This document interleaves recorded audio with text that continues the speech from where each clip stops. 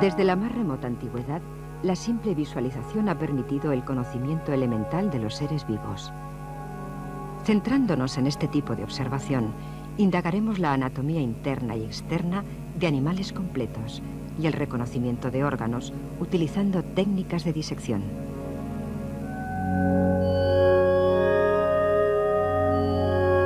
Nuestros antepasados de las cavernas dejaron dibujados animales y figuras humanas que reproducían fielmente la estructura externa de los mismos. Culturas posteriores de las que quedan constancia escrita, como la mesopotámica, egipcia y grecolatina, describieron numerosas características y aplicaciones prácticas de animales y plantas. Aristóteles, en su Historia de los Animales, hace una descripción detallada de los moluscos, en concreto de calamares y sepias, poniendo de manifiesto la minuciosidad en la observación de detalles anatómicos y, sobre todo, funcionales.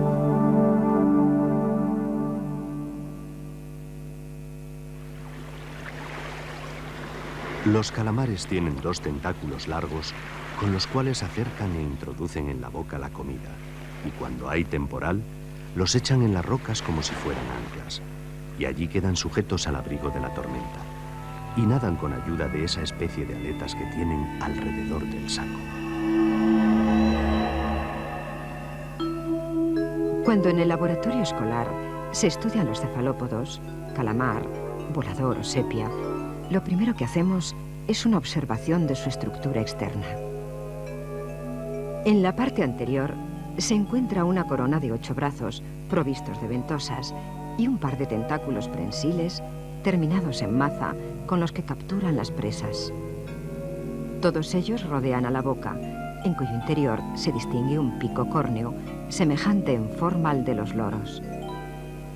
Con este pico matan a sus presas, mordiéndolas e inyectándolas un veneno que procede de unas glándulas bucales. En el interior de la boca se encuentra la rádula, difícil de observar y que funciona a modo de lengua dentada. Inmediatamente debajo de los tentáculos se encuentra la cabeza. Posee a ambos lados 2 grandes ojos muy evolucionados. A continuación tenemos el manto, de aspecto ovoide, que recubre a la masa visceral. Las células pigmentarias que revisten a los cefalópodos les permiten camuflarse en su medio. En la cara ventral, inmediatamente detrás de la cabeza, el manto presenta un borde libre que delimita una abertura muy ancha llamada cavidad paleal. En el punto medio existe un tubo cónico abierto por los 2 extremos, denominado sifón o embudo, cuya misión es expulsar el agua y la tinta, proporcionándole un movimiento de propulsión.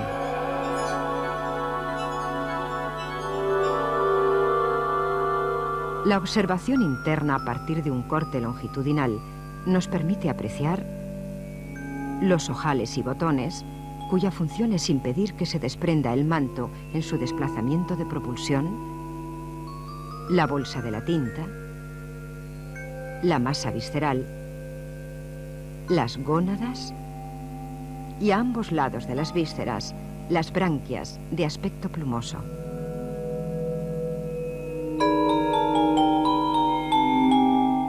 En estos moluscos, la concha es interna y fácilmente extraíble.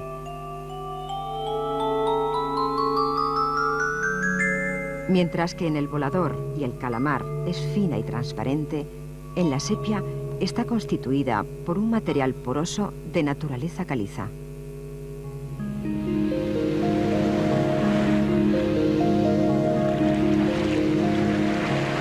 Otro invertebrado accesible para su estudio en el laboratorio escolar es el cangrejo de mar.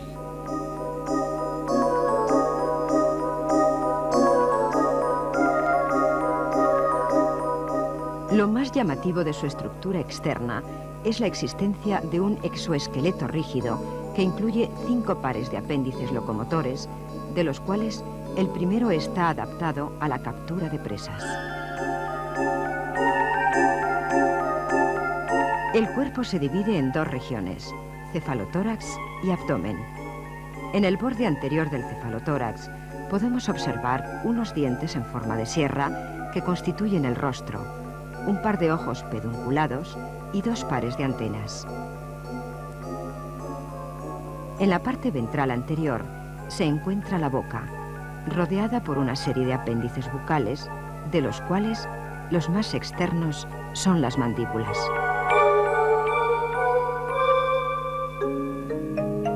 En la parte posterior se ve replegado el abdomen. La forma de este nos sirve para diferenciar los 2 sexos. Si es triangular y estrecho, se trata de un macho, mientras que si es ovalado y ancho, es una hembra. El dimorfismo sexual también se manifiesta por el número de apéndices abdominales. Mientras que las hembras tienen 4 pares, cuya función es el transporte y sujeción de los huevos, los machos poseen 2 pares de apéndices copuladores.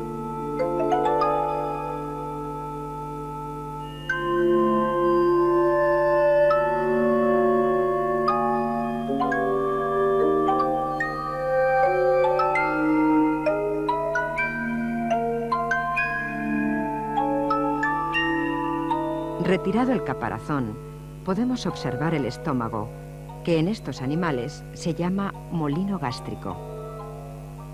En el centro, el corazón, de aspecto gelatinoso, y a ambos lados del cuerpo se localizan las branquias.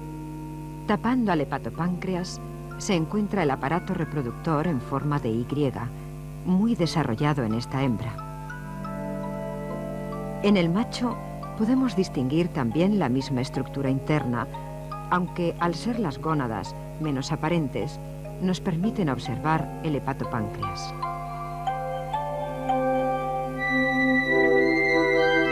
Una vez vistos 2 representantes significativos de invertebrados, pertenecientes respectivamente a moluscos y artrópodos, completamos el estudio de los animales con un ejemplar de vertebrados, un pez óseo. Lo más sobresaliente de su aspecto externo es la forma hidrodinámica de su cuerpo, gracias a la cual los peces ofrecen una mínima resistencia a su desplazamiento en el agua, hecho que se ve favorecido por la disposición imbricada de las escamas que los recubren. Tomando como referencia el opérculo y la aleta anal, su cuerpo se divide en 3 regiones: cabeza, tronco y cola. En la cabeza encontramos la boca, las fosas nasales, que no están comunicadas con esta, los ojos sin párpados y los opérculos, que cierran las cámaras branquiales donde se alojan las branquias. El tronco está protegido por escamas. Debido a una mucosidad segregada por la piel, su tacto es escurridizo. A ambos lados del tronco se sitúa la línea lateral, que cumple la función de órgano sensorial. Los peces, para facilitar su desplazamiento, poseen aletas, repliegues de la piel con unos soportes flexibles en forma de radio. Las aletas pectorales y abdominales son pares, mientras que la dorsal, anal y caudal son impares. Un rasgo diferenciador entre un pez óseo y otro cartilaginoso es la forma de su aleta caudal. Si los lóbulos de esta son iguales, homocerca corresponde a un pez óseo, y si son desiguales, heterocerca a uno cartilaginoso.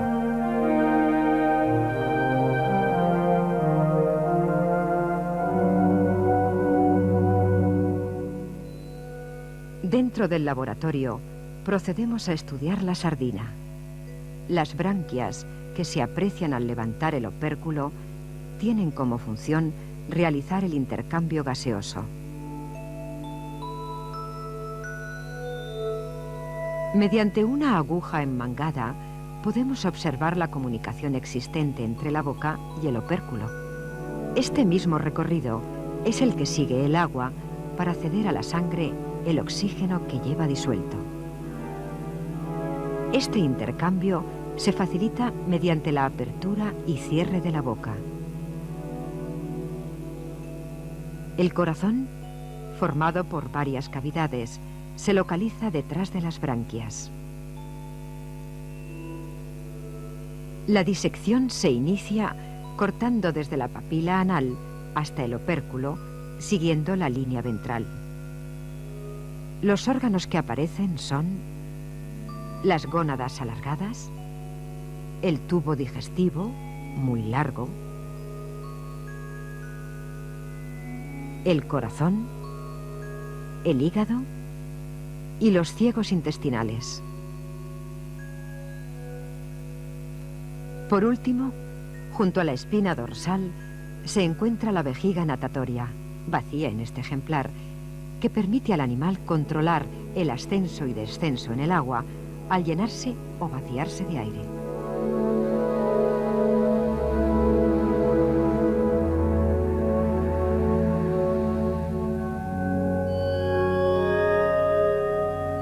A lo largo de la historia, el hombre no solo se ha interesado por la observación general de los seres vivos, sino que también se ha preocupado de diseccionar sus órganos internos para averiguar su estructura y funcionamiento.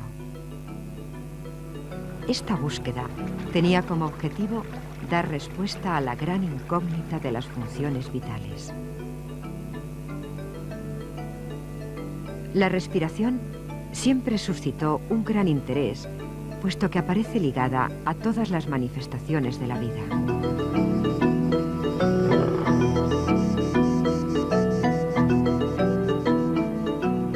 Mientras que Aristóteles atribuyó a los pulmones una función estrictamente fisiológica, la de refrigerar el cuerpo, Galeno señalaba que el aire, además de refrigerar el cuerpo, alimentaba en el corazón la combustión interna y producía el aliento vital, al que llamó neuma, y también el calor innato.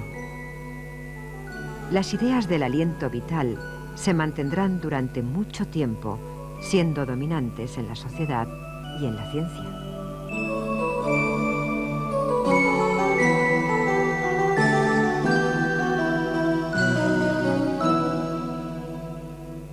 A partir del siglo XVI, con el desarrollo de la anatomía en las diversas escuelas italianas, se observan las relaciones entre la tráquea y los bronquios, y se reconocen los alvéolos, pero la interpretación se circunscribe aún al marco galénico. Habrá que esperar al siglo XVIII para que encontremos con Lavoisier una teoría actual de la respiración. He colocado un gorrión dentro de una campana de vidrio llena de aire común y sumergida en un cuenco lleno de mercurio.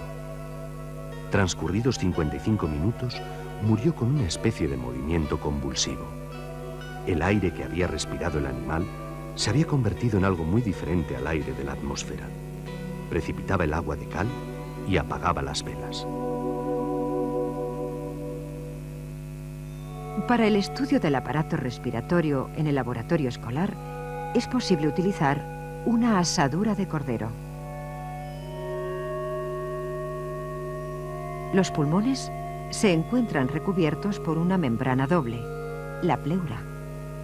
Son de color rosado y consistencia esponjosa y tienen distinto tamaño, siendo el izquierdo algo más pequeño que el derecho. A su vez, cada pulmón está formado por diversos lóbulos.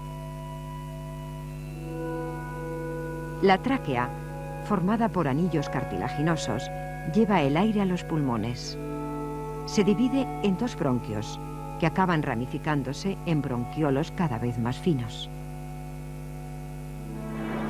Si insuflamos aire a través de la tráquea, este circula por los diversos conductos hasta llegar a los alvéolos pulmonares, en los que se produce el intercambio de gases entre el aire y la sangre.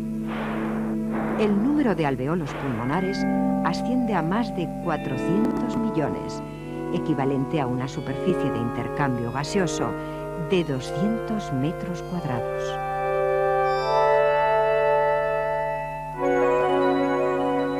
Otro órgano, motivo de estudio de esta experiencia, es el corazón. El conocimiento que actualmente tenemos, no solo del corazón, sino también del sistema circulatorio, difiere notablemente de las ideas mantenidas en épocas pasadas. Así, Platón consideraba que el corazón y el hígado eran el origen del fuego interior, mientras que Aristóteles se refería al corazón diciendo: los animales están definidos por la posesión del alma sensible. Necesariamente en los animales que tienen sangre, este principio reside en el corazón. El principio del alma sensible, del alma que hace crecer y del alma nutritiva se encuentran en esta parte. Para Galeno, el hígado ocupaba un lugar prioritario, desconociendo el papel impulsor del corazón. Harvey es el primero en establecer la idea de la circulación sanguínea. Primero se contraen las aurículas, luego los ventrículos, enviando la sangre del derecho hacia los pulmones y del izquierdo hacia la aorta para continuar por las arterias a todo el cuerpo. La sangre entra al corazón por las venas y sale por las arterias. El modelo anatómico humano permite situar el corazón en su posición exacta con respecto a la caja torácica. Ya en el laboratorio podemos observar que el corazón de cordero, de consistencia firme, tiene forma cónica. Prácticamente la totalidad de este órgano está ocupada por los ventrículos. Por el contrario, las aurículas pasan casi desapercibidas por su tamaño reducido. Existen dos tipos de vasos sanguíneos: las arterias, que permanecen abiertas, pulmonar y aorta, y las venas, que debido a su falta de elasticidad y firmeza, están cerradas. Son las venas cavas y pulmonares. Para observar internamente el corazón, se hacen dos cortes. El primero se inicia en la arteria pulmonar, al lado del surco interventricular, surco longitudinal que coincide con la pared que separa los dos ventrículos.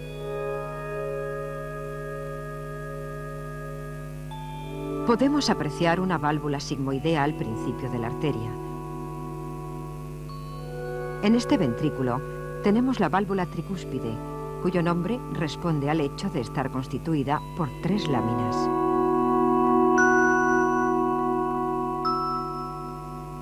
El segundo corte se practica desde la aorta hacia el ventrículo izquierdo.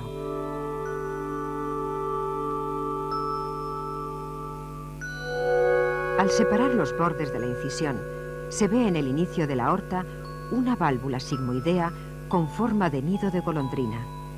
A continuación, en el interior de este ventrículo, encontramos la válvula mitral, constituida por 2 láminas elásticas que se unen a la pared ventricular mediante cordones tendinosos y unos fuertes pilares. Comparando las paredes ventriculares, se aprecia de manera llamativa el enorme grosor que tiene el ventrículo izquierdo frente al derecho, puesto que la sangre que bombea tiene que llegar a todo el organismo. Sobre el conocimiento del encéfalo, existen referencias en los papiros egipcios del siglo XVII y XVI a.C., en los que ya no solo se describen las meninges y circunvoluciones cerebrales, sino que también relacionan al cerebro con el control corporal. Homero indica la localización real del cerebro y de la médula espinal en relación con las vértebras. Sin embargo, una figura tan conocida como Hipócrates señalaba al cerebro como una glándula de eliminación del exceso de líquido de la cabeza. Actualmente, se conoce que el encéfalo de los mamíferos tiene una organización similar en todos ellos, resultado de su evolución biológica. Para la disección de este órgano, utilizaremos un encéfalo de cordero endurecido en una solución de formol. En su parte dorsal observamos el telencéfalo, que constituye los 2 hemisferios cerebrales, separados por la fisura interhemisférica. Está muy desarrollado por lo que recubre al diencéfalo y al mesencéfalo, al mismo tiempo que desplaza hacia atrás al metencéfalo, cubriendo este al milencéfalo o bulbo raquídeo, que termina donde comienza la médula. El encéfalo está protegido por 3 membranas: las meninges dura madre, aracnoides y pía madre. Solamente podemos apreciar la pía madre, que aparece recorrida por numerosos vasos sanguíneos, ennegrecidos por la acción del formol. En la parte ventral del encéfalo podemos observar la fisura interhemisférica que divide al encéfalo en 2 mitades, cada una de ellas con su bulbo olfativo. Los nervios ópticos, el punto de inserción de la hipófisis, los pedúnculos cerebrales, la protuberancia anular o puente de Barolio, el bulbo raquídeo y el cerebelo. Al hacer un corte longitudinal siguiendo la cisura interhemisférica, distinguimos la posición que ocupa la sustancia gris y la blanca en todo el encéfalo. Se aprecia muy bien en el cerebelo. Vamos a identificar las distintas partes puestas al descubierto.